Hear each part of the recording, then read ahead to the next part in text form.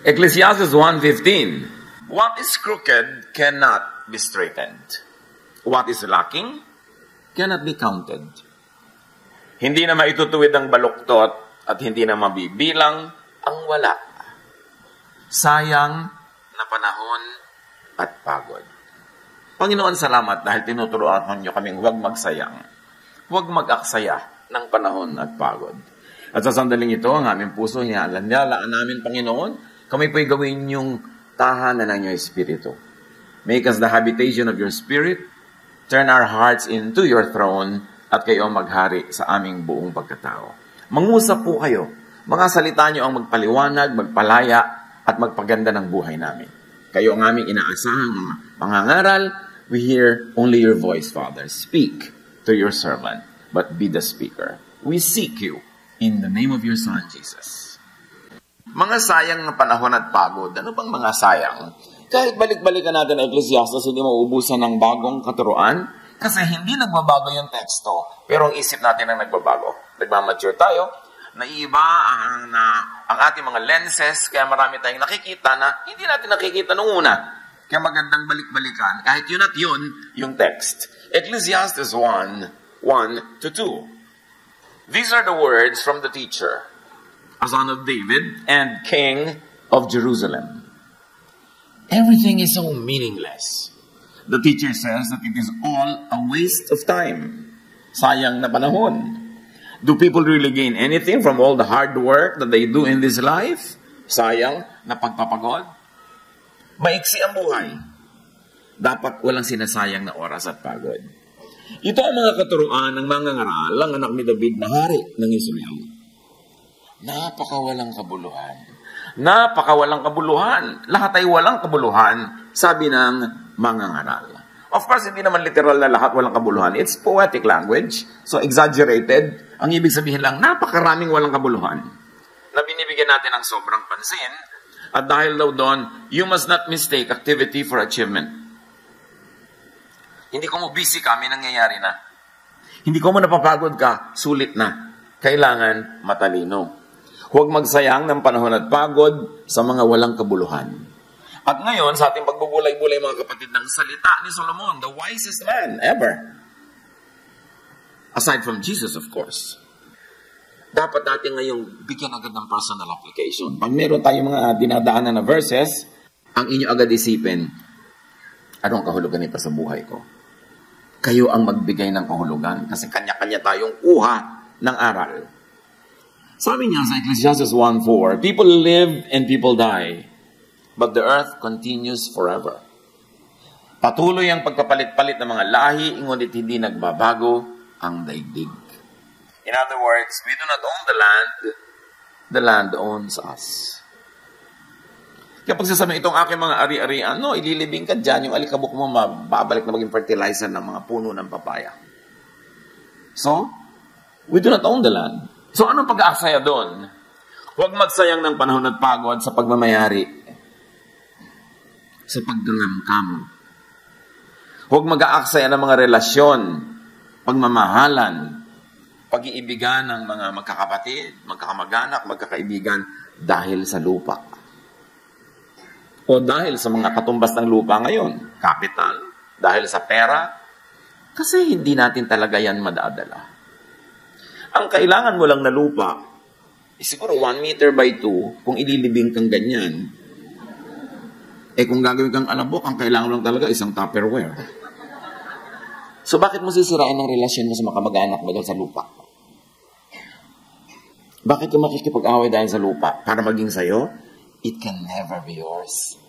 You are the lands. Kaya, yan ang pag-aaksaya. Pero yung mga magkakagalit yung magkakapatid dahil sa lupa. Yan ang sayang na pagod. Sayang na panahon. Ang saya-saya nyo ng mga bata pa kayo, naglalaro kayo, nauhuli kayo ng gagamba, nag-aagaw kayo ng lastiko, mga kahan ng sigarilyo, tinetext-text nyo na ganyan. Pagkatapos, nagkaroon kayo ng asa-asawa na susul-sul-sul sa inyo, mag-aaway-away kayo magkakapatid, sayang. Sayang ang panahon pinagsamahan. Dapat hindi sasayangin. Ecclesiastes 1:5-7. Ang araw ay patuloy sa pagsikat at patuloy sa paglubog. Pabalik-balik lang sa pinanggalingan. Ang hangin ay umiihi patungong timog, patingong hilaga. Buong araw, napaikot-ikot. Lahat ng tubig ay umuwi sa dagat, ngunit hindi ito napupuno. Ang tubig ay bumabalik sa batis na pinagmulan upang baling umagos patungong karagatan. Everything is in cycles. Paulit-ulit lang. People enter the cycle at some point and exit at some point. Para bang sumasakay tayo sa Ferris wheel? At kung umabot kayo sa Ferris wheel, alam nyo na yon. Hindi niya alam ng mga bata kayo ng Ferris wheel. Unless yung malalaking sobrang lalaki. Umiikot yan, sasakay ka, bababa ka, kung sa karis sumakay, at tuloy wala ka narating. Ang achieve mo, nahilo ka. May nakita pa ako nun sa Pasay na lagot yung mga kuryente. Na kuryente, ang buong Ferris wheel. Talo na ng mga laman. Ang tanong, ba't ka sakay ng sakay sa Ferris wheel? Nahuhumpak yung tiyan mo pagpababa. At magbabayad ka pa. Alam niyo ba maraming tao ang buhay nila parang sumasakay sa Ferris wheel? Ikot ng ikot, wala naman nararating. Nag, wala naman na-achieve. Yun at yun din. Kaya sayang. Pero kung sasakay ka rin lang, make the most of your segment. Hindi lahat ng sumasakay sa Ferris wheel bumababa where they come from. Yung iba bumababa na dito sa gitna, nahuhulog na sila. Like you don't always complete 60, 70, 80 years of life. Merong 10 lang, bababa na, may 15. So kung ano man ang na-assign sa'yo na haba, sulitin mo yon. Ibig sabihin, huwag ka magsasayang ng pagod at oras sa mga walang katuturang bagay. Sayang yung segment mo. Sayang yung ride. So every segment should count. Huwag magsayang ng panahon at paikot-ikot lamang na walang nararating. Sa buhay natin kumisang, ganun din tayo eh. Paikot-ikot, papalit-palit. Pero yun at yun din lang. Kayo na mag-interpret kung ano yun sa inyong mga buhay. Kasi kanya-kanya yan ang kahulugan sa ating mga buhay. Ecclesiastes 1:8, words cannot fully explain things. But people continue speaking. Words come again and again to our ears, but our ears don't become full. And our eyes don't become full of what we see. So Solomon observes, we are never full. Kaya huwag na lang magsayang ng pagod at panahon sa pagpupuno ng hindi naman talaga mapupuno. Yung mahilig sa sapatos, kahit sandamukal na sapatos na yan, hindi pa rin kayo mapupuno. So tama na yung 5. Yung mahilig sa bag, kahit na mabili nyo ang lahat ng bag sa mundo, hindi pa rin kayo sasaya kasi yun ang hilig nyo eh. So tama na yung konti. Mami, bakit wala na po tayo? Nung ulam ko, di malap daw na miswa. Bumili ako ng Birkin, anak. So mga 5 taon tayo magmimiswa. Kung minsan you sacrifice so much for something that's not really worth it. Bakit sinasabi ni Solomon? Kasi bulag tayo sa mga bagay na gusto natin. Kung anong hilig mo, bulag ka dyan. Kaya dapat tapunan ng liwanag ng wisdom ni Solomon, sabihin, sayang ang lahat ng ginagawa mo. Sayang ang binibili mo. Lalo pa nga kung malaki ang ibinabayad mo dyan. In terms of money, in terms of human relations, in terms of emotion, sayang. Because we are never really full anyway, so makontento ka ng hindi full. Yung mga naghahanap ng pag-ibig, to fill them, to complete them, wala nun. Hanggang tumanda ka na lang at gumagapang patungong libingan, naghahanap ka pa rin ng ko-complete sa iyo. So kung ano ka na yan, magsaya ka na. Huwag mo nang hanapin pa lahat ng kulang, enjoyin mo na yan kahit kulang. Para hindi masayang ang oras mo kahahanap. Kakokolect. Ecclesiastes 1:9-10. Ang naganap nun, ay nangyayari rin ngayon. Ang mga nagawa nun ay magagawa rin ngayon. Walang bagong pangyayari sa mundong ito. Ang sabi ng iba, halika kayo, ito'y bago. Ngunit naganap na yan nung di pa tayo tao. Ang naiiba-iba lang yung physical aspect of things.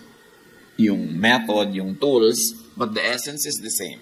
Kahit anong makinarya pa ang sabihin mong bagong invento, walang nangyaring bago. Ang totoo, ganun lang yun. Ang tao naghahanap ng ginhawa, noon hanggang ngayon. So ano man yun, kaya automatic, kaya ano ginhawa yun, pareho lang ang paghahanap. So hindi na tayo talaga giginhawa. Dahil nung araw, kung may TV set ka, ang yaman mo na. Tatayo ka, magpapalit-palit ka ng channel. Pero ngayon, parang napakalaking hirap na yan. Kailangan naka-remote. At alam mo kung sino ang tunay na Panginoon sa isang bahay. hawak niya ang remote. So, lumigaya ba tayo talaga? Kahit ganon, mas pinag-aawayan ngayon kung sino hawak ng remote. So, hindi rin nagbabago. Gusto lang natin guminhawa. Pero, makontento ka na kung hindi ka rin kompleto maginhawa kasi hindi ka talaga kompletong giginhawa. Dahil sabi ni Solomon, we are never full. Dati, Daddy, mag-abroad ka naman, mga 5 taon lang para makabayad tayo ng utang, makaganito, gano'n. Mamaya, 5 taon, Daddy, mga 50 years pa. Dahil hindi naman tatapos ang gastos. Habang lumalaki ang kita, lalaki ang gastos, dumadami ang humihingi, hindi rin kompleto yan kahit kailan. Hindi ka rin luluwag. Kaya yung mga nagsasabing bigyan natin ng nanay pag maluwag tayo, nako, palayok na lang maibibigay nyo para sa kanyang abo. Kasi hindi na kayo luluwag. Dapat isama na sa budget si nanay kahit masikip, kahit kulang, hindi darating yung fantasy na maluwag kayo to be able to give. Because we are never full. So, ang naganap daw yung nangyari na. Paulit-ulit lang. So, do not reinvent the wheel. Just enjoy the ride. Whatever that means in your life. Ecclesiastes 1:11, hindi na maaalala ang mga nauna. At ang mga nangyayari ngayon ay malilimutan din sa hinaharap. Marami mga tao, pilit sila nagtatayo ng legacy. Legacy. Walang legacy.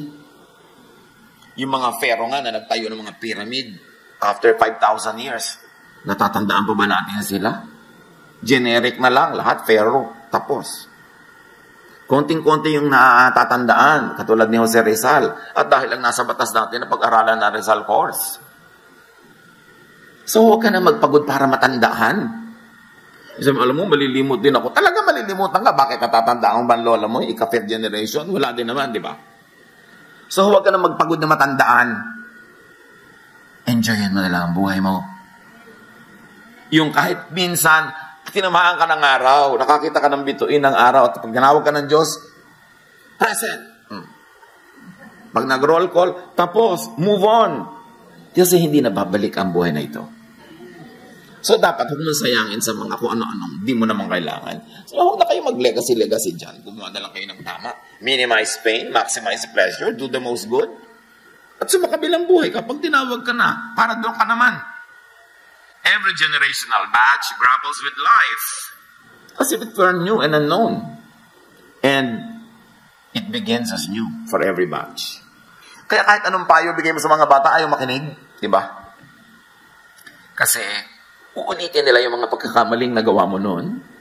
Uulitin nila ang lahat. Kasi bawat isa may kanya-kanyang cycle ng buhay. Hindi mo pwedeng i-accept yung next generation sa lahat ng naging mali mo. Dahil ano na magiging buhay nila? Perfect. Kasi wala, ba't ang mga bata hindi nakikinig? Meron talagang dapat pakinggan. Pero dapat din nating tanggapin na built-in siguro yon para madiscover nila ang buhay for themselves, for them to learn from their own mistakes, like what we did, because we cannot accept them from all the mistakes we made, because we should not accept them from all the aspects of life. Kaya huwag tayong mabigo, magturo tayo na magturo, and pray that they will listen, at mga bata, makinig hanggang kaya nyo. Pero, huwag na nating sakta na ating makalooban pag hindi tayo laging pinapakinggan. Kasi didiscoverin nila ang buhay on their own. That's part of living. Ecclesiastes 1:12-15, patuloy ni Solomon, ako, ang mangangaral, ay naging hari ng Israel. Siniyasat ko at pinag-aralang mabuti ang lahat ng bagay sa mundong ito. At nakita kong ang tao'y itinalaga ng Diyos sa matinding paghihirap. Nakita ko ang lahat ng gawa ng tao sa mundong ito ay walang kabuluhan. Ito'y tulad lang ng paghabol sa hangin. Hindi na maitutuwid ang baluktot at hindi na maibibilang ang wala. So to be happy in life, to be happier in life, to not waste time and energy, huwag niyong bilangin ng wala. Yung wala, di wala. Adjust. Lahat naman tayo, di ba, may mga mahal sa buhay na nauunang sumasakabilang buhay. Adjust. Kasi kung gusto ng Diyos na sabay-sabay yung kunin, hindi mo mahirap gawin yun. Natira ka pa kasi hindi mo pa time. So, live your life. Huwag kang mabuhay sa guni-guni, sa ala-ala nung wala. Ang kailangan, ang bilangin mo yung nandyan. para hindi dumami ang iyong mga lungkot. Sabi ganun, hindi na maitutuwid ang baluktot. Ibig sabihin, what is crooked cannot be straightened out. So baka naman pagod na kayo ng katutuwid sa isang taong talagang baluktot. Mamaluktot na rin kayo para makasabay niya pamisa-misan. Hindi nyo maituwid siya. Kaya nyo naman siguro mamaluktot. Maganda sa kanya. Para lang mag-enjoy kayo sa buhay. Maraming magulang nagtatakwil pa ng anak na hindi niya maituwid ayon sa direksyon na gusto niya. Maraming mga naghihiwalay dahil hindi nila mapasunod sa gusto nila. Bakit di na lang natin tanggapin ang isa't isa, mahalin ang isa't isa, maximize the enjoyment that we have together, and in areas where you really cannot agree, well, create your own circles outside of that circle of that person, and then let other parts of your other circles intersect. Hindi naman talaga pwede mag-agree ka with one person completely, kahit asawa mo, kahit magulang mo, kahit anak mo. Ba't di na lang natin nagkapin? Ganun talaga, iba-iba. Lalo kung ang gusto niyong balitan sa tao, genetic. Nakatakda na, hindi pa siya ipinaglilihi, yun na siya.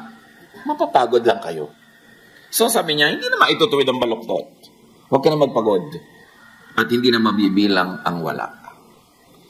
Because we have found it. We have found spirituality. Always like to convert everybody to our point of view. And sometimes to our very narrow and limited points of view. Kaya tuloy nagiging mahirap tayong kasama, mahirap tayong pakisamahan, lalo pag kumikitid ang ating utak dahil sa mga theology. Kailangan lawakan mo ang iyong utak. Kahit saan ka pumukol, tatama ka sa Diyos kasi punong-puno ng Diyos ang buong creation. Hindi ka magmimintis. Pag hinahanap mo ang Diyos, makikita mo siya. Kahit sa iba-ibang kulay, iba-ibang paraan. Kasi punong-puno ng Diyos ang buong sanglilikha. So many things are not worth doing. And according to Solomon, the wise will not waste precious time on things that are not worth doing or that cannot be done anyway. Huwag na kayong magpagod na ituwid ang baluktot. Maximize na lang yung inyong love, yung inyong enjoyment sa buhay. And like change the unchangeable, that is an undoable quest. Like change people. Lagi nilang, Lord, i-change mo po ang husband ko. Lord, i-change mo po ang anak ko. Ano, buong universe, papalitan ng Diyos para mag-suit sa taste mo? Ba't di mo nalang sabihin at nasubukan mo ang Lord, i-change nyo nga po ako. Ma-appreciate ko yung nanay ko. I-change nyo nga po ako. O kaya, let's work on this together, Lord. Mas madali namang ako ang ilapit ko sa inyo na baguhin nyo kasi ilapit ko ang buong barangay na baguhin nyo sila para masyahan ako sa kanila. Diba, sayang ang pagod ba nun? Mapufrustrate ka. Ang dami ko natatanggap na prayer request, Pastor, ipag-pray nyo naman na mag-change ang asawa ko. Hindi po ako magician. At ang Diyos hindi rin nagmamagic. Ang mahalaga, as is where is, mahalin nyo, and continue to do what you can para maging mas positive ang inyong samahan.